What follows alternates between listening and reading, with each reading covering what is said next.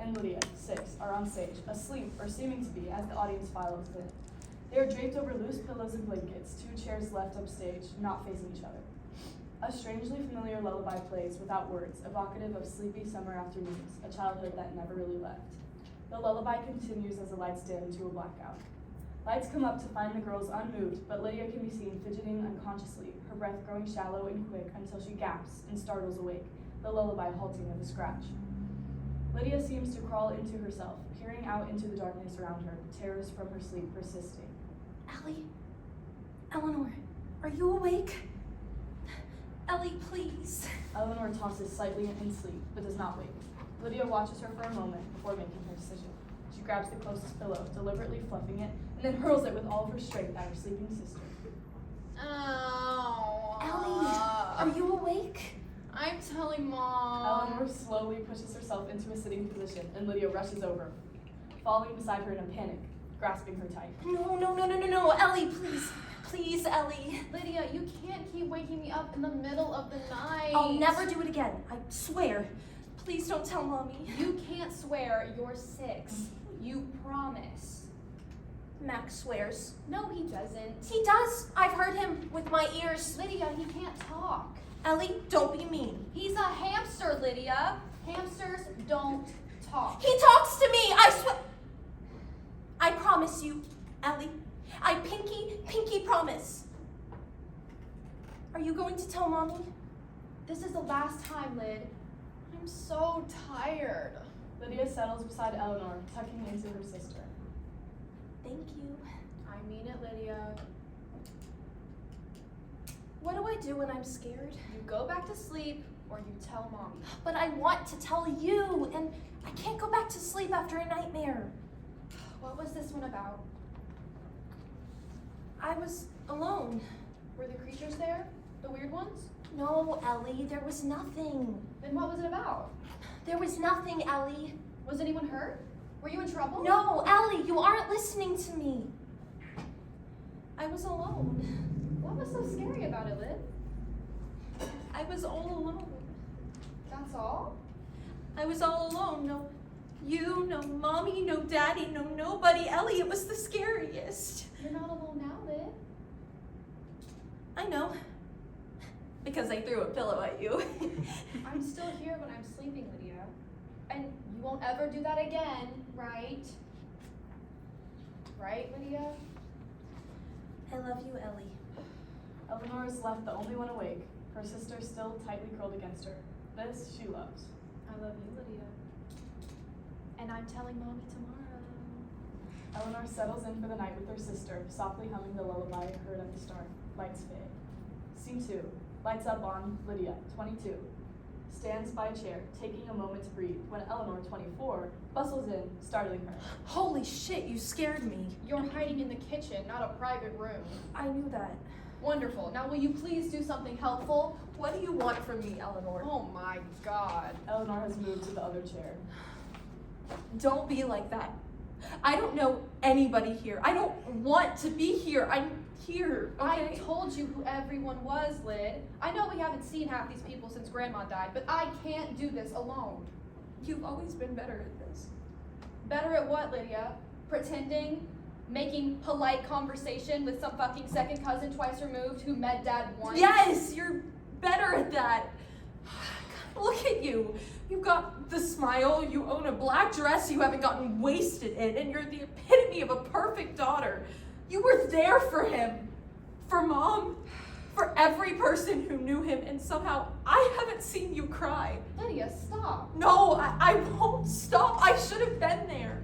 I should be here today, not hiding in this fucking kitchen. I should have said goodbye. I should be standing next to my mother and my sister and not standing here trying to get my shit together so I won't go out there and lose it in front of all of those people. I should be comforting people, telling them my favorite stories of him and watching the fantastic fucking slideshow you made. Not wishing you'd come back here and tell me I'm not alone and hug me like I'm 6 again, which is so stupid because I'm not the only girl who lost her dad today. And you look so so pretty, which is just not fair at all because my mascara is gone and I miss him. I miss him so much. And Lydia has lost her words and landed right in front of Eleanor, who stares for a long moment before pulling Lydia in for a crushing hug. Sometimes there's only one other person who understands. He knew, Lid. And then he was just. But I wasn't here. You called. You made him laugh. You chatted with Mom and fought with me, and even from across the world, Lid, you made life halfway normal again. I made him laugh. Lid, he'd hang up the phone and retell every joke to every person he's ever known. He stole my jokes. It was nice to have a piece of you right there with him. It wasn't so lonely. Ellie, I'm so sorry. This isn't easy for me, Lid. I don't know how I'm not crying. I don't know how I'm still standing. I don't know how Mom is still breathing through this. I think this It's is the hardest thing you've ever done. Eleanor nods, letting some of the emotion show. God, none of this is fair. It's not fucking fair. But we aren't alone, at least. No, I guess not. Come on, Lid. You know you're never alone as long as I'm here. That sounds like a threat. Depends on how much I want to kill you that day. The two have settled close to one another, leaning into each other. Thank you, Ellie. I love you. I love you, Lid. Can we hide here until everyone leaves? I wish. Me too. Dad would want us to save Mom, though. The second cousin quarter twice removed. Let's make it thrice. We're not starting shit at Dad's funeral. The two begin walking off stage, holding hands, and more lighthearted than we've seen in this scene. The following lines should be constantly interrupted and overlapping, a stream of consciousness for both sisters. It would be legendary. Lydia, Mom would kill us and then reincarnate Dad to help We her can kill us just turn again. this day around. We can target everyone Dad didn't If like. we targeted everyone Dad hated, Mom's side of the family would stop Or talking to we us. could tell Aunt Louise that Aunt Margaret has been copying her landscaping. or pretend that Joshy's 5th birthday was actually fun in front of Uncle Brady. He wasn't invited because you know why. Absolutely not. How do you even know all this stuff? I have so many burner accounts on Facebook. Eleanor stops to look at her. What? Too much of our family was finding my real account. Eleanor doesn't move as Lydia continues to walk fully off stage. Oh, the Facebook thing? Well, like, half the posts are AI bullshit, but it's the best platform for internet stalking. Eleanor laughs and walks off stage, following Lydia. Lights fade. Scene 3. Lights up on Eleanor, 13, runs on stage, throwing herself on a pillow and making herself as small as possible. She stares at the floor. Lydia, 11, walks in after her, standing near the edge of the stage, waiting for Eleanor to look up. She doesn't. Ellie? Eleanor Brooke! Eleanor pointedly stands, taking several steps away from her sister, and returns to her original fetal position, staring at the floor. Lydia groans and walks up to her, sitting and immediately throwing some part of herself on top of her sister. Eleanor shoves her off, but Lydia only continues, growing bolder and more determined at bothering her until Eleanor fully pushes her away, stands, and walks up stage. Go away. I don't want to. Lydia, go away. I'm staying here forever. In your bedroom? Yes. All alone? Yes. I'm staying here forever. Don't you have ears? But that sounds like hiding. I'm not hiding, Lydia. I just don't want to see your stupid face ever again. Mommy says that's a bad word, so you shouldn't say it. I'm older than you. I can say bad words. Not by much. And I think Mommy would still say no. Well, I think Mom would agree that you're a stupid butthole with a stupid face. You're being mean. Oh gosh, she has a brain. Upset, Lydia walks across the stage and plops down as far away from Eleanor as she can get. If you're gonna pout, can you get out of my room? No, you were mean, and this is your punishment. Lydia, get out. No! I'm gonna kill you. Okay. In your sleep. Okay. Mrs. Fluffy too! Don't you dare! Get out then. No, you're mad at me, and I want to know why. I'm not mad. I heard you yelling at Mommy. You don't want me at your birthday party. Fine. I don't want you at my birthday party. Lydia stands up from her corner, walks over to Eleanor, and sits directly next to her. Why? You're 11, Lid. That's double digits. All my friends will think I'm a loser. Because of me? Eleanor is silent, but she leans into Lydia just a little bit. I can be really old, Ellie.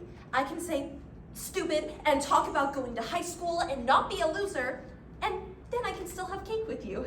Why do you even care so much? Mom could take you to Bailey's house for a play date. I'll be all alone. Lydia, you would be with Bailey. But I'm alone when you don't like me, and when I can't tell you happy birthday or wake you up in the middle of the night. You have to stop doing that. There will be other birthdays, Lid. I won't go if you really don't want me to. I really don't want you to go. Lydia getting up, very upset. Have a stupid birthday, Eleanor. Lydia walks off stage and Eleanor is left alone. She starts to call after Lydia, but stops and hangs her head. She takes a deep breath, and when she lifts her head, seems to realize that she is alone again. This time she minds it. Stupid. Lights fade. Scene 4. Lights up on Eleanor, 30. Sits heavily in one of the chairs center stage, clearly exhausted. She is breathing deeply and forcefully, lost in her own world. Lydia, 28, walks in and immediately gasps at seeing her sister. Oh, Ellie. Hi. Did you meet her? Not yet. I came straight to you. You're crazy. Lydia crosses to Eleanor and hugs her tight. What did you name her? Madeline James. After Dad? Oh my God, Ellie, I can't even believe it. How's Brandon? He's in shock, I think. The nurses took her for some basic tests, and I sent him to get some food. He hasn't eaten since last night. Mom got here about an hour ago. She got to hold Madeline, and I'm pretty sure now she's stalking the nurses that took her. How long did she cry? Mom, not Madeline. God, that's crazy that she's real. No. And I think Mom's still crying. At least an hour of it, nonstop. Damn it. I owe your husband money. I bet 30 minutes. You're insufferable. And you're a mother, Ellie. A mama bear, a badass lady who just went through labor. How are you doing? There aren't even any words, Lid. I think this is the happiest day of my life. I love her more than I've loved ever anything. And I want to give her the world. Literally the entire world, Lid. And everything fucking hurts. But she's here. And none of that matters anymore. And she'll grow up every day with me and with Brandon as her dad and Mom as her grandma. And Lid, she'll get you. She gets you too. I've never loved anyone as much as I love her, except maybe you, and God, it's terrifying. She's so little and fragile, and overnight, she's just the center of my universe. I just want to watch her live. I want to see her smile and laugh, and if she's ever sad, I think it'll kill me. And I want you to tell her all the jokes that Dad told us, and make her laugh, and I want her to dream and talk, never let me sleep, and make me cry, and smile. I never want to let her out of my sight. She's the luckiest kid in the world to have you. She'll never, ever be alone. Can I tell you a secret? Brandon doesn't even know. Ooh, I'm special. I cannot wait for her to have a sister. And her name should be Lydia. Oh, Ellie, what a wonderful idea that is. Little sisters named Lydia are a gift to the universe. You're so intelligent. Lydia's phone rings, disrupting the moment. She silences it, looking back to Eleanor. You're a mom. I'm a mom. You're an aunt. Lifelong goal achieved. Thanks for seeing me first, Lid. Anytime. The sound of a door opening. Eleanor and Lydia both look off stage, Eleanor holding out her arms. She's back. Lydia, are you ready to meet your niece? She's real, Ellie. She's so beautiful. She looks like you. She's so beautiful. Go say hi. Hold her. She's so beautiful. What if I drop her? God, she's so small. Never. Go. Lydia slowly stands and walks off stage, going to meet Madeline. Eleanor watches for a moment, then looks out. Lights fade. Scene 5. Lights up on Lydia, 34, is laying on a blanket, a very full glass of wine in hand. The bottle is placed against a pillow, and she's humming to herself the lullaby heard at the beginning of the show. Did you say goodnight to Madeline and Lauren? Of course I did. We read 3 stories, had a very interesting conversation with Lion and Giraffe, and sang a little song, all a part of our special goodnight ritual. Super creative stuffed animal names, by the way. At least Mrs. Fluffy was not named Elephant. They're 6 and 3. Give them a break. And stop giving yourself so much credit for Fluffy. Walking on stage, her own glass in hand. Thank you for babysitting. We needed a night away. I get it. Well, I mean, I don't get it considering kids are not for me. And the concept of marriage is practically laughing at me these days, but I understand it for you. Eleanor sitting next to her. Are you okay? That's a complicated question. Okay. Do you remember when Dad would show us the constellations? Yeah, I guess I do. I haven't thought about that in years. Have you looked up at all? Yes, Eleanor, I looked up. Come on, Lyd, really. Have you taken a single second since Dad died to look at the stars? Or a sunset, or anything other than work, me, and your nieces? I've been thinking about getting a dog. Yeah. Maybe a cat, then. You're missing my point. You're saying I'm a slight workaholic with too much love for my family? There's no significant point there. I'm saying that you've stepped away from your life, Lyd. Maybe you need a vacation, or something new. You don't understand, Eleanor. I can't take time off. I worked nonstop to get here, and I'm holding on to my position by a thread. I spend hours daily explaining to our executives that publishing books written by women will not impact the quality of our selections, and the rest still trying to prove my experience and skill to them with 2 goddamn master's degrees displayed in my office. At this point, taking a vacation would kill any progress I've made. I'm exhausted and angry and desperately want the chance to read a book for fun rather than just spark notes in my inbox. It's insanity, but I love it, Eleanor. I love the books, the authors, discovering the next big series, arguing for what we would have wanted to read. I can't lose that. I can't lose my chance to be good at this, great at this. I'm giving authors a chance who really deserve it. I understand your job is hard, and unfair at times. No, you don't understand. You say you do because I tell you about it and you eavesdrop on my calls, but you don't actually. I just don't get why you can't take a break. I want to do something good with words, Ellie. I want your daughters to grow up with books that mean something, that bring them new worlds and let them imagine there's something good out there in the universe. I want people's stories to be told, and What about your story? Eleanor. Lydia, you have thrown yourself into work and into us since Dad passed. I want all of that for you, but I also need you to have a life of your own. This has nothing to do with Dad. Are you sure? You left for the first time, went on your own. You were traveling the world. You were even writing for yourself. He went so quick. There was nothing you could have done to be there. I know that. I don't want you to be terrified of being left alone your whole life. We will always be here, even if you don't live in the same city, even if you can't call every day. And you have experience and skill that you fought for. Losing or leaving this job would not be the end for you. It's my life, Ellie. That's my point. It's your one life. You deserve more. I'm happy. Are you sure? Oh my God, you won't let it go, will you? I'm sorry I'm not living your idea of a right life I should be living. I am fine. I am an adult who makes her own decisions, has her own priorities, and is very content with life. I do not remember ever asking for your opinion. Content isn't happy. Eleanor, stop. It isn't. And I don't want you to be so scared of loss that you convince yourself that it is. This isn't about Dad. Fine. It's not about Dad. It's still true. But see, you're just saying that. You still believe I'm some messed up, broken girl who couldn't handle her dad dying. I never said that. You still see me as the 6-year-old who had nightmares and threw pillows at you because I was so dependent, never living up to my full potential. Did they ever stop? What? Did your nightmares ever stop? That's not the point. We grew up in the same house. I heard you crying in the middle of the night, even when we had our own rooms. I used to sneak out of my room to check on you, and you know who always got there first? Dad. He would wake you up every time without fail. He was never mad, never frustrated. He simply held you and told you that he loved you, told you that you weren't alone. Like I did. Like I did. Shut up!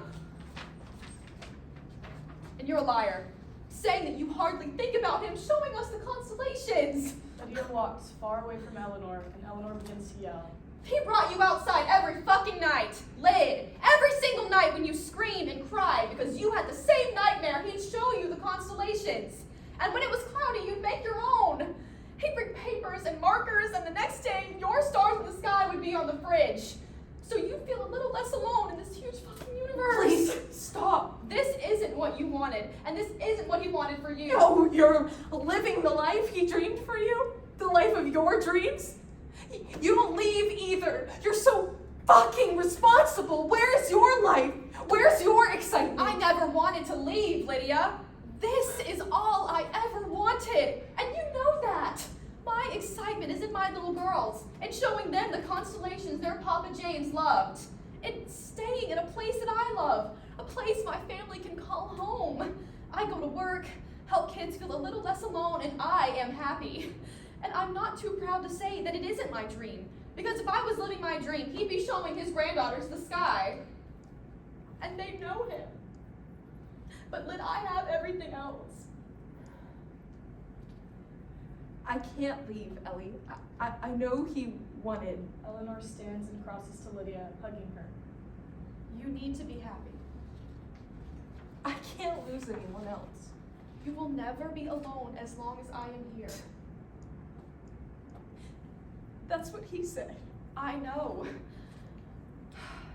Start your own company. Move to a new place. Go on a singular vacation. Do something. Change something. Stop. You aren't welcome here anymore. What? You are no longer welcome in this house. You cannot see me, you cannot see my children, and I will not pick up the phone unless you text it as an emergency. You can't do that. I am an adult. I have a life here. My nieces are here. You're here. I love you. Goodbye. Please leave my house. How dare you? How dare you? Lydia walks out without looking back, and Eleanor watches her go, finishing both glasses of wine when she's gone. Lights fade. Scene 6. Lights up on Lydia, 25, paces the stage, stopping intermittently to peek into the wings, rolling a bottle of nail polish in her hand. Eleanor, 27, walks in and stumbles back, surprised, before running to Lydia and throwing her arms around her. Why are you in my apartment? You have a job interview! Eleanor. No, you need to leave. You can tell them that you got in a car accident, or that I fainted, and that you had to come see me in the hospital, or that you fainted. We've been practicing for weeks, Lydia. Eleanor. You're not wearing the outfit we got. I thought you liked it. Lydia, why aren't you moving? We have to make it in time. Eleanor, stop. Take a breath. You're supposed to be at the interview. It happened already. I moved up. You didn't tell me? How did it go? Oh my God, Lydia, how did it go? I got the job, Ellie. Oh my God! Oh my God, Lydia, I'm so happy for you. Oh my God, this is amazing. We have to celebrate. I have to know everything that happened. I have to make Brandon read over your contract. Please, shut up. Okay, Eleanor, it's happening. your job? I know. Have you told Mom yet? Please tell me you called Mom. Yes, Ellie. Today is the day. What in the world are you talking about? Lydia takes Eleanor's hand, presses the bottle of nail polish in while smiling widely. There's a white dress on your bed. Oh my God. He's asking? He is, and we do not have much time, so will you please let me paint your nails? Yes. Yes. Oh my God, it's happening. Lydia pulls Eleanor to the ground and forces her hands into her lap, opening the nail polish and beginning to paint her nails. Eleanor remains completely shocked. You say the word, I'll have a getaway car for you in a second. Thank you, Lyd. But also, no thanks. He's good, and he's good for you. He's perfect. And I can't believe you remembered me asking you to spoil it for me. You hate surprises. I don't understand why people like being unprepared. That's not. Anyway, I'm so happy for you. So happy. It's all working out, isn't it, Lid? Yeah, it kind of is. I'm glad you're here. I don't think I could do this without you. I'd be a sweaty mess. I'm always here, Ellie. Me too. Even with everything changing, you'd have to die before you could lose me. I know. Good. Lydia blows lightly on Eleanor's nails, fanning them out before using her hands to pull them up. Let's get you in that dress. Lydia drags her out of the room, both of them giggling and rolling. Blackout. Scene 7. Lights up on Eleanor, 40. Enters and sits heavily in a chair. She holds a stack of photographs and is sorting through them, occasionally laughing softly or sighing. Lydia, 38, enters from the opposite side and sees Eleanor before she is seen. She contemplates leaving, but clears her throat instead. Eleanor looks up, surprised. I didn't think you'd make it. Of course I'd make it. I wouldn't know. I was going to call. I haven't called in 4 years, so you figured that now would be an awkward time to call. something like that. Did you see her? Before, I mean. She called about 2 weeks ago. I got the first ticket home and saw her the last few days. I didn't think you what to know, that I was also there. You went mornings? I figured you'd take afternoons so you could get there after school, and I'm working remote now, so I just wanted to talk to her then, work afternoons and nights. So she had us all day. That's perfect. No reaction, really, to my big life change? There's a long silence. Eleanor seems to debate whether to say something. I made some burner accounts. Oh, you're Mama 3561. I had to know if you were okay. I'm happy. Really? You were right, Dad was right, Mom was right, and I was so stupid. I'm so sorry, Eleanor. I just didn't want to hear any of it. I thought I needed to keep everyone here through sheer force of will, and I was just miserable, and I was so wrong and so cruel to you, and I hate saying that you're right because you usually are, and that annoys the crap out of me, but you were so right, and Eleanor stood during Lydia's moment, walking over to her and pulls her into a tight hug. I'm sorry too. I've missed you so much. I never should have. I needed you so many times. I almost made a voodoo doll. Stab. To hug, you stupid butthole. The girls miss you. God, I love them so much. But Brandon can't keep a secret to save his life. I know who their playdates with Bailey were really with. I'm gonna kill your husband. Get in line for that one. He had work today and got out of this. But I'm here. You're here to help? I'm not letting you go through Mom's stuff alone. You do too much alone already. Eleanor stares at Lydia for a long moment, then starts to cry. Ellie? What's wrong? You're all grown up. I have been for a while, Ellie. I know, but I thought over these 4 years, I just really needed my sister, the annoying little one who never listens to me and does whatever she can to drive me crazy and make me laugh, but I really needed my best friend. As long as I'm here, you'll never be alone. Lights fade. Scene 8. Lydia, 15, sits center stage on the floor, writing furiously in a journal. It's clearly late at night, and she's trying and failing to be quiet. Eleanor, 17, enters quietly, a little drunk. She's also trying to be quiet and also failing. What are you doing in my room? It's the middle of the night. Eleanor gracefully stumbles over to Lydia, sinking behind her and dropping her head into Lydia's lap. Lydia quickly pulls her journal out of the way, but lets Eleanor settle. I thought I heard Dad in the hallway. Your room was closer. Are you drunk? Drunk? Who's drunk? You're drunk. I would never drink any of the alcohol ever. I won't tell Mom and Dad, I swear. Lydia, I'm so drunk. No swearing. I thought so. Eleanor takes a deep breath, gathers some strength, and sits herself up. She seems to be slightly more sober. What are you writing? Nothing. I bought you that journal for Christmas. I get to know. It's just for me. You're keeping secrets. No keeping secrets. And you, Miss Responsible, are drunk after a bonfire. I'm gonna be so embarrassed in the morning. After Chris, I just wanted to have some fun, Ellie. I did all of my homework yesterday, so I wouldn't even have to worry. I'm teasing you, Ellie. Chris is a dirty, dirty scumbag. You're creating the stories to tell your kids that are not with him.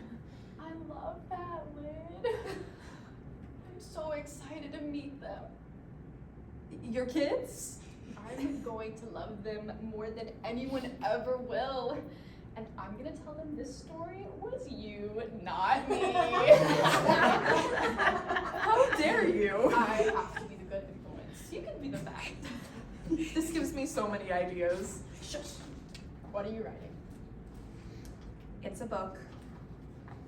What about? I don't really know yet. Liar, liar, your pants are on flames. It's about the stars. You love the stars. Yeah. Can I read it first? No, Dad claimed it. Thank you for letting me hide in here. I love you. Eleanor pulls herself up and stumbles off stage. I love you too. Lydia returns to her writing, softly humming their lullaby. For a moment, the stage is awash in stars. Blackout. Scene 9. Lights up on Eleanor, 64. Sits in one of the chairs next to Lydia, 62, in the other. Thank you for coming. Always, Ellie. It's so pretty here in the evenings. It is. I love sitting here, even when I'm alone. I'm so sorry, Elle. Lydia reaches across and holds Eleanor's hand. It's not all the time. Madeline drops her babies off with me most weekdays, and Lauren and Michael visit every weekend for family dinner.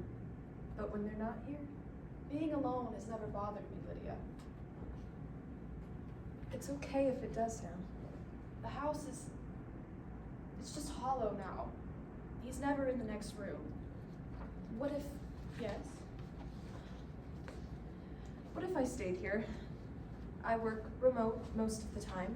I might finally retire one of these days and we could keep each other company. We'd never be alone. I really like that, Lyd. Plus, I need more time with my grandchildren. They're my grandchildren. Our grandchildren. Brandon must be rolling in his grave right now. How soon can I move in? Eleanor holds Lydia's hands tight. Tonight. They sit for a moment, hands held tight, knowing that they have each other. They then break apart, returning to their original positions, and both smile. Lights fade. Scene 10. Lights up on... There is now only one chair on stage. No pillows or blankets. Eleanor, 86, walks on stage and sits in the chair. I always thought, I guess I just assumed, wrongfully, that being older would mean I'd go first. It's almost humorous, really. No, it is funny. Lydia thought it was funny. She was so eternally petrified of being left alone, and really, I am not a dependent person by any means. I knew what I wanted. I knew how to get there, and I wanted to take care of Lydia. I raised my daughters to be strong and independent, and I never wanted to need someone. I never understood her fear of being alone. It never made sense to me. She was so free-spirited, lively, motivated, and yet terrified of death. Not for her, but for everyone else. Everyone she loved. Death hurt me time and time again, but I never really felt scared. Not like she did. But she overcame that. She conquered everything she ever put her mind to and somehow was here for me. Never leaving me alone, while traveling the world, while running her company, while living her life. She told my girls about those constellations in the sky. She teased them about their stuffed animals and their crushes, their favorite movies, and probably encouraged them to make too many bad decisions. They loved her, and I was so glad they got to know her. And she went everywhere, brought so many books home, but she never really left. She watched me become a grandma, and this thing she never wanted her for herself became what she was better at than even me. She's Grandma Lynn to all of my grandbabies. Our grandparents. But she left. 2 days ago, in a starry summer night, calm and quiet and more peaceful than I'd ever seen her. And I thought that I'd be fine. But she was right. It's fucking terrifying being alone. I think for us, being alone was simply being without each other. I hope this doesn't last long. I don't think I can survive it. I was never alone, as long as she was here. Eleanor stares out for a long moment before slowly standing. She begins humming the lullaby heard at the start of the play. She lifts her chair and slowly, with difficulty, walks off stage for the last time. The stars return. They'll never be alone again. Blackout, end of play.